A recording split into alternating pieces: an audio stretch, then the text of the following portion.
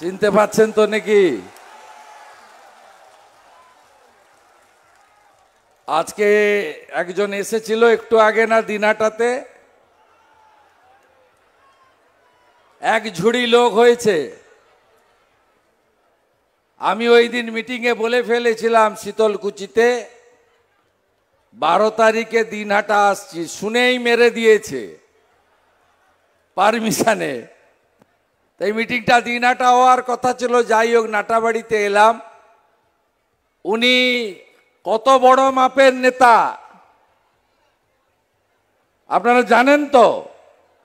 আমার কাছে হেরেছে জানেন তো?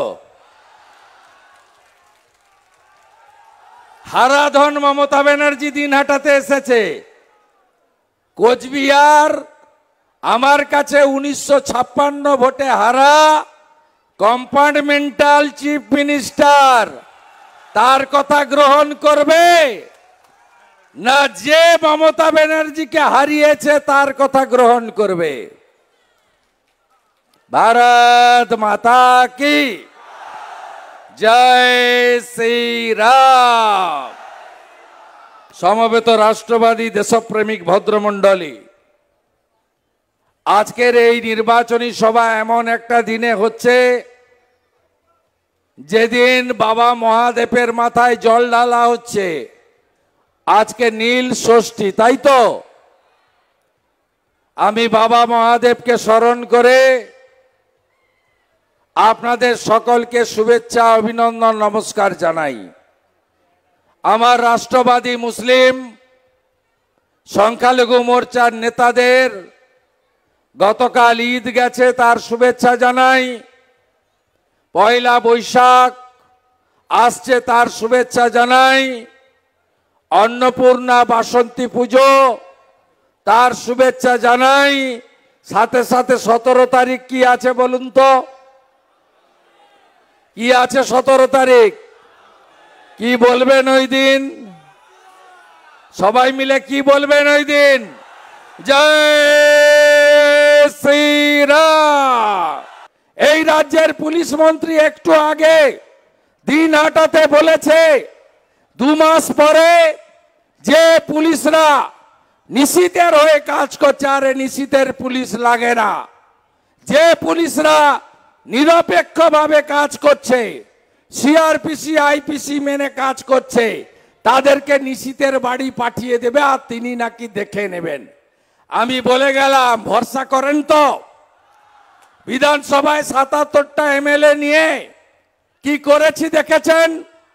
যেদিন বিধানসভার সেশন থাকে আমাকে সাসপেন্ড করে, সঙ্গে মিহিরদাকেও সাসপেন্ড করে, আমাদেরকে বাইরে রাখতে হয়। বিরোধী দলনেতার ভয়ে বিধানসভায় আসে না। এই চোর মুখ্যমন্ত্রী বিধানসভায় ঢুকতে ভয় পায়। আমি বলে গেলাম, শুনে রাখুন পিসিমণি, আপনার সরকারটাই থাকবে না। লোকসভাতে এমন রেজাল্ট হবে, আপনি তো সবে ট্রেলার দেখেছেন তাপস রায়ের। কত লম্বা তাপস রায় আছে, আমরা বের করব। 4 তারিখের ভোটের ফলাফলটা বেরোতে দেন।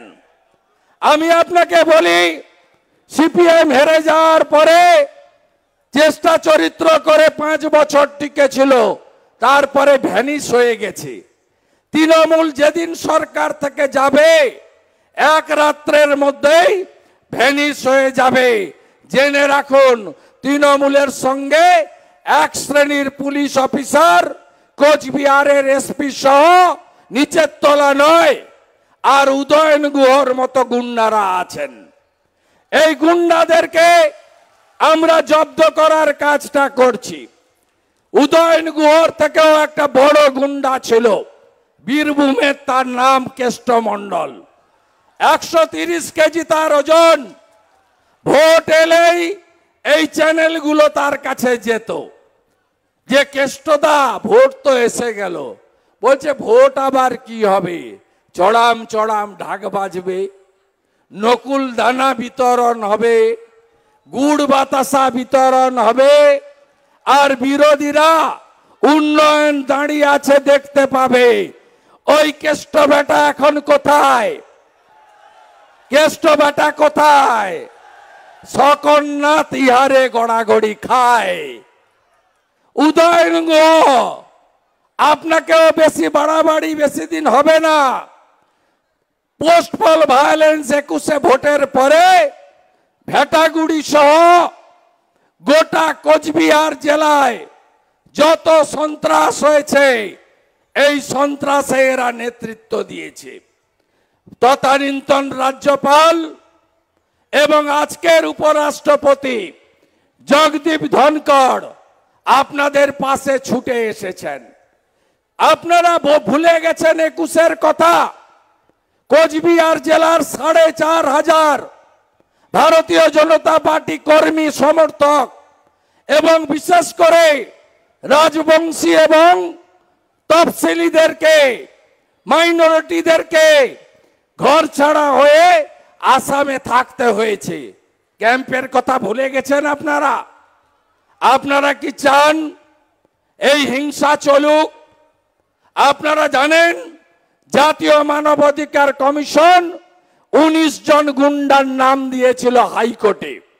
এই 19 জন গুন্ডার মধ্যে কেষ্টমণ্ডল ছিল, আছে জেলে। জ্যোতিপ্রিয় মল্লিক ছিল, আপনাদের চাল গম রেশন চুরি করার দায়ে বালু মল্লিক জেলের মধ্যে আছে। শাহজাহান শেখের নাম শুনেছেন? কিছুদিন আগে সন্দেশখালীর ঘটনা সামনে এসেছে, শাহজাহান শেখ জেলে গেছে। এবার পালা উদয়ন গুহর। আমরা যেন ভোটের প্রচার বন্ধের পরে 48 ঘন্টা ইলেকশন কমিশন পুলিশ অবজারভারকে বলতে চাই, ধমকের সুরে নয়, আবেদনের সুরে, এই গুন্ডাকে মানুষ যেন ভোটের দিন রাস্তায় দেখতে না পায়, তার ব্যবস্থা ইলেকশন কমিশনকে করতে হবে। আপনারা নিশ্চিন্ত থাকুন, ভারতীয় জনতা পার্টি এই গুন্ডাদেরকে পশ্চিমবঙ্গ থেকে শেষ করার কাজটা করবে আইনি পথে। এত মা এসেছেন, শক্তি স্বরূপা, দেবী মা দুর্গা, জয় মা ভবানী। আপনারা কি সন্দেশখালীর ঘটনা ভুলে গেছেন? মায়েরা ভুলেননি? আপনার সম্ভ্রম, আপনার সম্মান এরা লুট করে নিয়েছে। তাই আপনাদের কাছে আমার বক্তব্য, আবেদন, মাঝ রাতে পিঠে খাওয়া তৃণমূলীদের শিক্ষা যদি দিতে হয়, 19 তারিখে কোথায় ভোট দিতে হবে? কোথায় ভোট দিতে হবে? কত নম্বর টিপে? কত নম্বর টিপে? তাহলে সবাই বলুন, ভোট দেব ঠাসিয়া, পদ্ম ফুল দেখিয়া, ভোট দেব ঠাসিয়া, ভোট দেব ঠাসিয়া, ভোট দেব ঠাসিয়া, ভোট দেব ঠাসিয়া। পদ্ম ফুল ফুটাতে হবে। আজ দিন হাটাতে মমতা ব্যানার্জি বলেছেন, অন্য ধর্মের কোন নেতা বলেননি, বলছেন রামনবমী আসছে, ওরা মিছিল বের করবে। ওরা মানে কারা? সনাতনীদের উপর এত রাগ কেন? এত রাগ কেন? আপনি রেড রোডে যেতে পারেন, রাম মন্দির উদ্বোধনে আপনি যান না, আপনাকে ডাকলে বদলা হবে না? বদলা হবে না? রাজবংশীদের পায়ের সঙ্গে তুলনা করেছেন, বদলা হবে না? আমার একটা চোখ যদি তমুক, আরেকটা চোখ অমুক, আরেকটা হাত যদি অমুক, আরেকটা হাত তমুক, আর আমার একটা পা রাজবংশী। বলেনি? বলেনি? নমসূত্র সম্প্রদায় ঠাকুর হরিচাঁদ ঠাকুর গুরুচাঁদ ঠাকুরকে আক্রমণ করেছে, বদলা হবে না? 21 সালে ভোটের লাইনে শীতলকুচিতে আনন্দ বর্মনকে খুন করেছে কারা? বদলা হবে না? ওই রাজবংশী বাচ্চা মেয়েটা ক্লাস 12 কালিয়াগঞ্জের উত্তর দিনাজপুরে ধর্ষণ করে হত্যা করে পুকুরে ফেলে দিয়ে গেছে, একজনও গ্রেপ্তার হয়নি। আর মমতা ব্যানার্জির পুলিশ বিশেষ সিসি নিয়ে দেখিয়েছে, বলছে বিষ খেয়ে আত্মহত্যা করেছে। বদলা নেবেন না? বদলা নেবেন না? পরীক্ষা দেওয়ার পরে মেয়েটাকে ধর্ষণ করে খুন করলো, পরীক্ষার রেজাল্ট পাস করলো উচ্চ মাধ্যমিক আমার ওই বর্মন মেয়েটি, তার মা সার্টিফিকেটটা নিয়ে চোখে জল ফেলছে। বদলা নেবে না কোচবিহার? শিলিগুড়িতে 15,000 টাকা বেতনে কাজ করত ওই রাজবংশী যুবকটি মৃত্যুঞ্জয় বর্মন, তার বিয়ে বাড়িতে গেছিল কালিয়াগঞ্জে, তার দাদুকে পুলিশ গ্রেফতার করতে যায়। তখন মৃত্যুঞ্জয় এসে বলে, আমার বৃদ্ধ দাদুকে কেন গ্রেফতার করছেন? মুজাফফর বলে এক পুলিশ অফিসার কালিয়াগঞ্জের, 1 বছর আগের কথা, বুকে গুলি বন্দুক ঠেকিয়ে 9mm পিস্তল ঠেকিয়ে মৃত্যুঞ্জয় বর্মনকে খুন করলো। বদলা হবে না? বদলা হবে না? বদলা হবে না? আপনাদের সব চুরি করেছে এরা, চুরি করেছে চাকরি। শিক্ষিত যুবক যুবতী 15 সালে লাস্ট পাবলিক সার্ভিস কমিশন, 17 সালে লাস্ট স্কুল সার্ভিস কমিশন, 2 কোটি বেকার। কোচবিহারের গ্রামে গ্রামে সবাই পালিয়ে যায় আসামে, উত্তর পূর্বাঞ্চলে, বিভিন্ন রাজ্যে। আপনাদের শুনতে ভালো লাগে, শিল্প নেই, চাকরি নেই, বদলা হবে না? মোদিজি 72 লক্ষ শৌচালয় দিয়েছিলেন, পেয়েছেন? পাননি।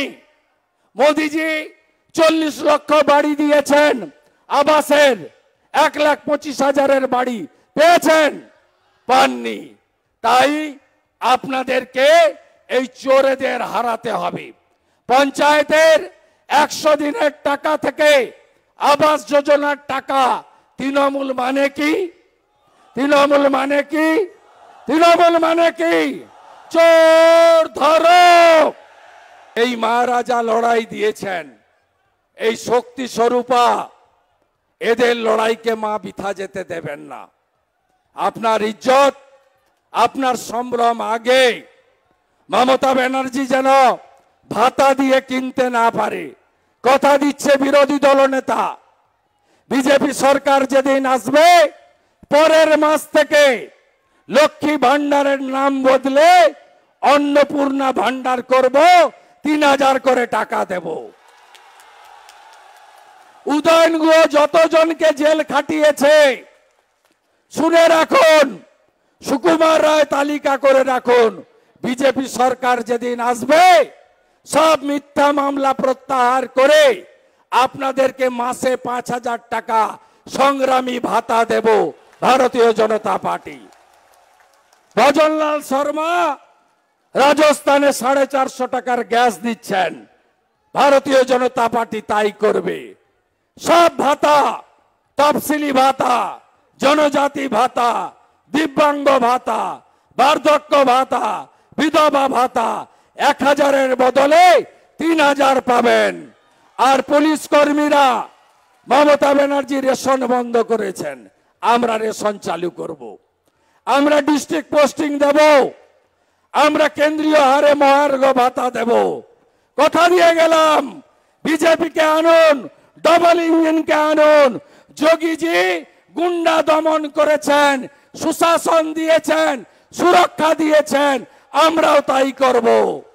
সবাই ভালো থাকবেন, সবাই ভালো থাকবেন, আর বড় মিছিল করবেন।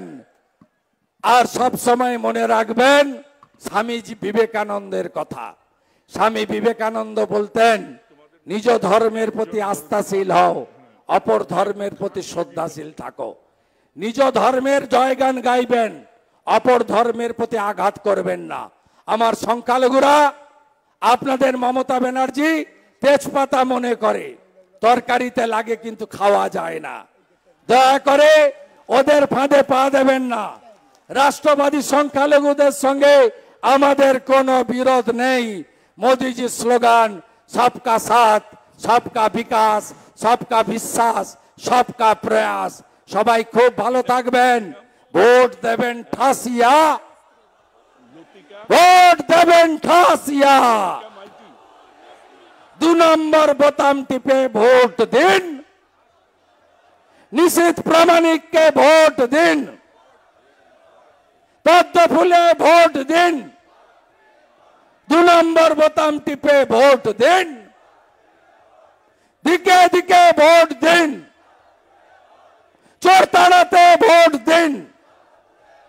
গুন্ডা তাড়াতে ভোট দিন। মা বোনেদের ইজ্জত বাঁচাতে ভোট দিন। বেকারদের চাকরির দাবিতে ভোট দিন। রাজবংশীদের অধিকারের দাবিতে ভোট দিন। মতুয়াদের অধিকারের দাবিতে ভোট দিন। কাকদ্বীপ থেকে কোচবিহারে মানুষের জন্য ভোট দিন। 2 নম্বর বোতাম টিপে ভোট দিন। সবাই ভালো থাকুন। কুমারগ্রাম যাচ্ছি, চেষ্টা করছি প্রচার বন্ধের আগে যদি একবার আসা যায়। কত বড় গুন্ডা একবার দেখতে চাই, দেখতে চাই কত বড় গুন্ডা। চেষ্টা করব, কথা দিচ্ছি না। সবাই ভালো থাকবেন।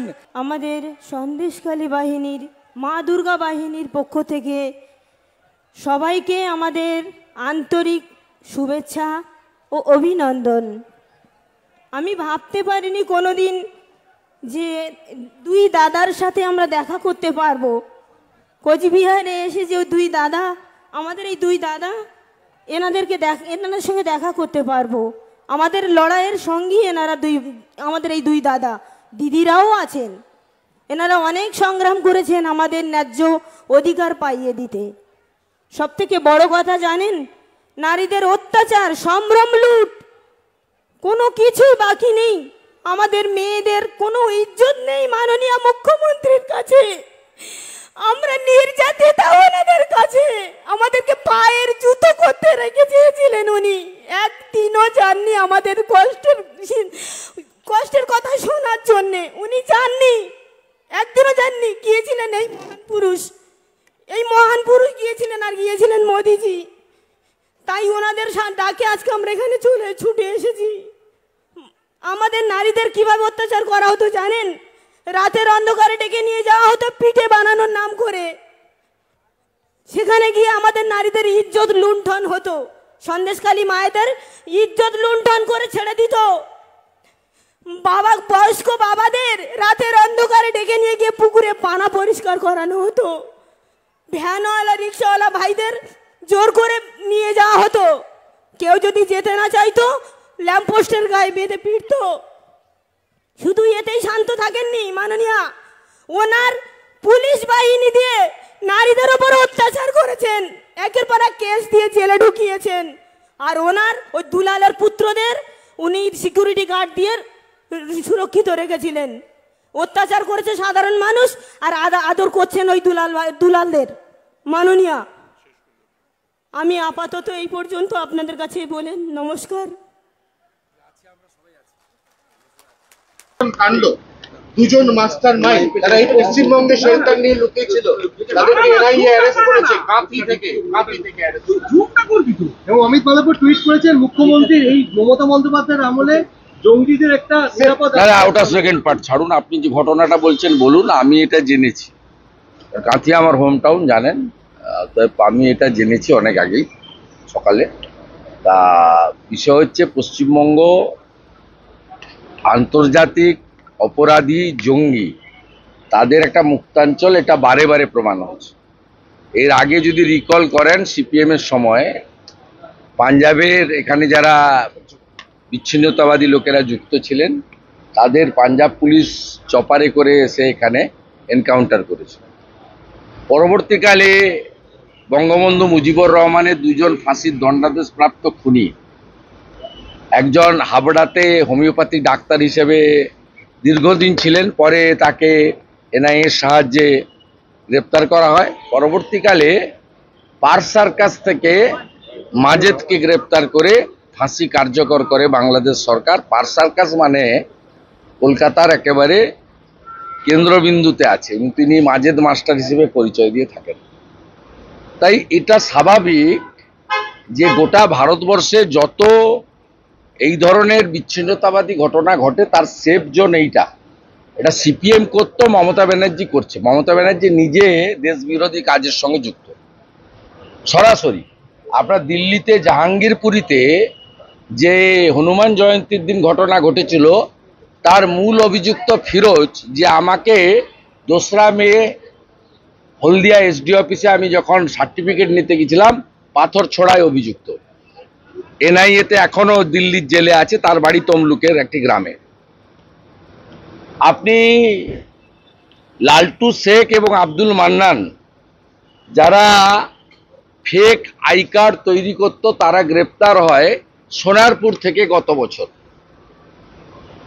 গত বছরের ঠিক একইভাবে ইন্দোরে যে সেক্স র্যাকেট পাওয়া যায় তাদের সঙ্গে বাংলাদেশের যোগ প্রমাণিত হয়। এইখানে মানে রাষ্ট্র বিরোধী একটি রাজ্য সরকার থাকার জন্য তাদের পুলিশকে কার্যত পার্টির ক্যাডারে পরিণত করে পুলিশের যে নিজস্ব ফাংশনিং আছে সেটা করতে না দেওয়ার কারণে পশ্চিমবঙ্গের আজকে এই অবস্থা হয়েছে। এই কারণে মমতা ব্যানার্জি 72টা জায়গায় বিএসএফকে জমি দেয়নি যাতে কাঁটাতারের বেড়া লাগানো না যায়। शुभेंदु जी चोपड़ा के एमएलए वो कहा है कि उसको तुरंत गिरफ्तार करना चाहिए और उसको हिरासत में डाल देना चाहिए till the completion of the election. Mamata Banerjee भी कल फिर नमाज का वहां पे রাজ্যে প্রথম দফা লোকসভা নির্বাচন, এরকম একটা স্পর্শকাতর সময় ঠিক এইভাবে পশ্চিমবঙ্গের বুকে লুকিয়ে থাকা দুজন মোস্ট ওয়ান্টেড জঙ্গি গ্রেপ্তার হলো। রাজ্যে সার্বিকভাবে নির্বাচন এবং তার নিরাপত্তা নিয়ে আপনারা কি আশঙ্কিত? আশঙ্কিত কিছু নেই, এ তো প্র্যাকটিস, সবাই জানে। হামিদুর রহমানের বক্তব্য কি, 26 তারিখের পরে আমাদের সেন্ট্রাল বাহিনী থাকবে, তার মানে ওদের সেন্ট্রাল বাহিনী কে? শাহজাহান শেখ। ওদের সেন্ট্রাল বাহিনী কে? হিঙ্গলগঞ্জের মেহেদি হাসান। ওদের সেন্ট্রাল বাহিনী কে? মিনাখার আয়ুব গাজী। ওদের সেন্ট্রাল বাহিনী কে? বাসন্তীর রাজা গাজী। ওদের সেন্ট্রাল বাহিনী কে? ফলতার জাহাঙ্গীর। ওদের সেন্ট্রাল বাহিনী কে? ক্যানিং এর শকত মোল্লা।